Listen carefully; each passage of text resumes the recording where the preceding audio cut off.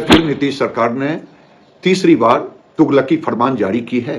जिस तरह से हिंदुओं के छुट्टियों को शिवरात्रि जैसे महापर्व, जन्माष्टमी जैसा महापर्व, इन छुट्टियों को काट दिया गया है और ईद बकरीद की छुट्टी जो मुसलमानों में बढ़ा दी गई है। ये साफ जाहिर होता है कि नीतीश सरकार बिहार में इस्लामिक धर्म के आधार पर काम कर रही है। पूरे बिहार में शुक्रवार को ही इस्लामिक छुट्टी करने की योजना बना रही है ये सरकार। नीतीश कुमार नहीं कहलाएंगे बल्कि मोहम्मद लालू यादव और मोहम्मद नीतीश कुमार कहलाएंगे।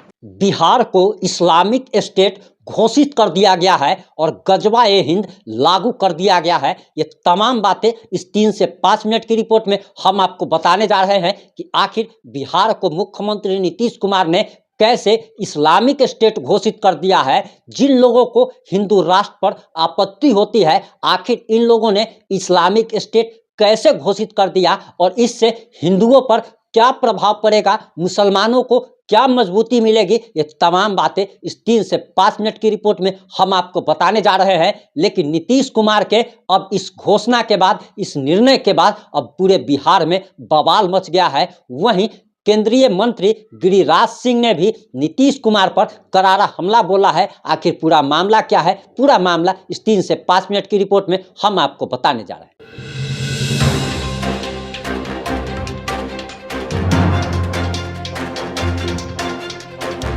नमस्कार, मैं प्रिंस कुमार सिंह और आप देख रहे हैं पॉजिटिव इंडिया। अगर अभी तक आपने चैनल को सब्सक्राइब नहीं किया है तो खबरों से अपडेट रहने के लिए कृपया चैनल को सब्सक्राइब कर लीजिए और जो लोग ऑलरेडी कर चुके हैं उन तमाम लोग को सहृदय धन्यवाद। अब वापस आते हैं अपनी खबर पर। दरअसल आपको बताते चले कि बिहार सरकार ने साल 2024 के लिए छुट्टियों का कैलेंडर जारी कर दिया है और इस छुट्टियों का कैलेंडर जारी होते ही बिहार में बवाल मच गया है। आखिर ये बवाल क्यों मचा हुआ है, घमासान क्यों छिड़ा हुआ है, ये बातें जब हम आपको पूरी बात बताएंगे तब आपको समझ में आ जाएगी। दरअसल मीडिया रिपोर्ट्स के अनुसार और सरकार ने जो कैलेंडर जारी किया है उसके अनुसार बिहार सरकार की ओर से 12वीं कक्षा तक के लिए जारी हो गया है छुट्टियों का कैलेंडर और बिहार सरकार ने साल 2024 के लिए जारी कर दिया है। स्कूल में छुट्टियों का कैलेंडर की किन किन दिन अब अवकाश मिलेगा, यानी कि किन किन पर्व के दौरान कितने दिनों की छुट्टी मिलेगी, ये सारी कुछ इस कैलेंडर में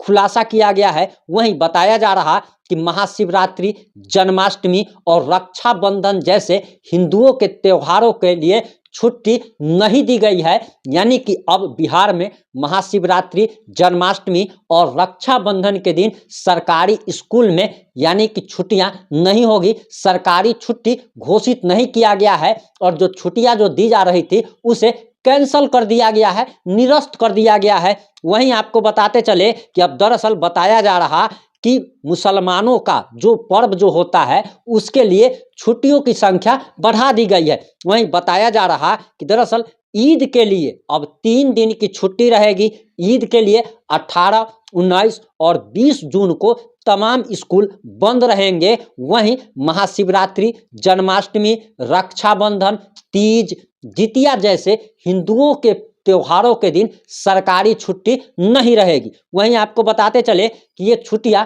पहले जो दी जाती थी, इन सारी हिंदुओं के त्योहारों की छुट्टियां अब रद्द कर दी गई है और मुसलमानों के जितने भी पर्व होते हैं उनमें छुट्टियों की संख्या बढ़ा दी गई है और हिंदुओं की छुट्टियां को सरकार ने रद्द कर दिया है। वहीं आपको बताते चले कि इसके बाद केंद्रीय मंत्री गिरिराज सिंह ने नीतीश कुमार पर, बिहार सरकार पर करारा हमला बोला है और उन्होंने कहा है कि नीतीश कुमार ने बिहार को इस्लामिक स्टेट घोषित कर दिया है, गजवा-ए हिंद का ऐलान कर दिया गया है। वहीं आपको बताते चले कि साल 2023 जो साल अभी चल रहा है, इस साल में भी रक्षाबंधन की छुट्टियां रद्द कर दी गई थी। के पाठक के आदेश के बाद और सरकार के आदेश के बाद जब छुट्टियां रद्द कर दी गई थी उसके बाद स्कूल में हिंदू बच्चे पहुंचे ही नहीं थे। हालांकि टीचरों को अपनी नौकरी बचाने के लिए, शिक्षकों को अपनी नौकरी बचाने के लिए स्कूल जाना पड़ा था, छुट्टी के दिन भी जाना पड़ा था। लेकिन आखिर ये सरकार मुस्लिम तुष्टीकरण की राजनीति क्यों कर रही है, इस बात से जरा समझने की जरूरत है। और जो लोग नहीं समझे वो 1 मिनट में जरा इस बात को समझ लीजिए।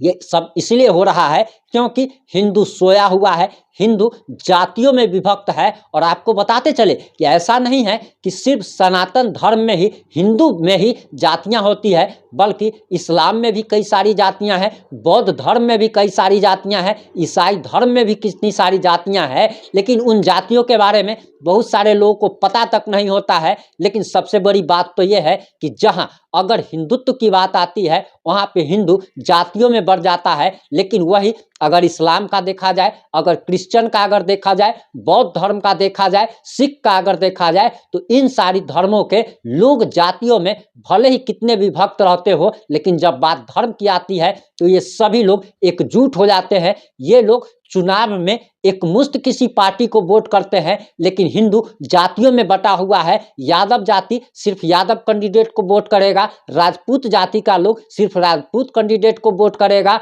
जो बनिया बकाल है वो सिर्फ बनिया जाति को वोट करेगा, जो पासवान जाति का वोटर है वो सिर्फ पासवान कैंडिडेट को पसंद करता है। और इसी वजह से हिंदुओं की आखिर ये ऐसी स्थिति हो गई है कि बिहार में अब हिंदुओं के त्योहारों पर सरकारी छुट्टियां रद्द कर दी गई, लेकिन मुसलमानों की छुट्टियां जो है वो बढ़ा दी गई है। आपको बताते चले कि बिहार में सबसे ज्यादा जो संख्या निकल के आई है वो मुसलमानों की संख्या निकल के आई है। 17% का संख्या है, 17% का ये आंकड़ा है। और 17% वोट बैंक को ध्यान में रखकर मुख्यमंत्री नीतीश कुमार ने ये फैसला लिया है। आप जातियों में बटे रहो, और आपको अगर लगता है कि हमारा नंबर बाद में आएगा तो आप ये जान लीजिए कि कभी ना कभी आपका भी नंबर आएगा। और आप सभी एक धर्म के नीचे आते हैं। आप भले ही जातियों में बटे रहे, और जातियों में अगर बटे रहेंगे तो ऐसे ही आप सभी कटते रहेंगे, आपके साथ अन्याय होता रहेगा। कल तक बहुत सारी ऐसी हिंदू में ऐसी कुछ जातियां हैं जो कि अपने आप को हिंदू मानती ही नहीं है, लेकिन सरकार के नज़र में आप सभी हिंदू हैं। उन मुसलमानों के नज़र में आप सभी काफिर हैं, चाहे आप किसी भी जाति से आते हो। इस मुद्दे पर आपकी क्या प्रतिक्रिया है? अपनी प्रतिक्रिया देना ना भूलें। जुड़े रहे हमारे साथ। जय हिंद, जय भारत।